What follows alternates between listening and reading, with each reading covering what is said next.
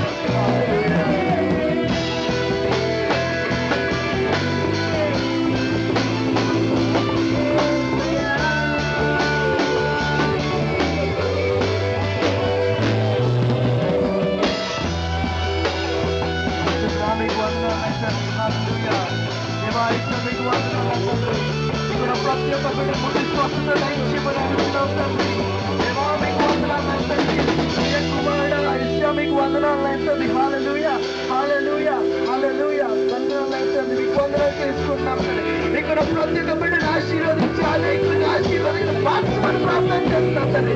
ఈ గ్రామంలో ఏ కుటుంబంలో ఏ అస్వస్థత ఉన్నదో,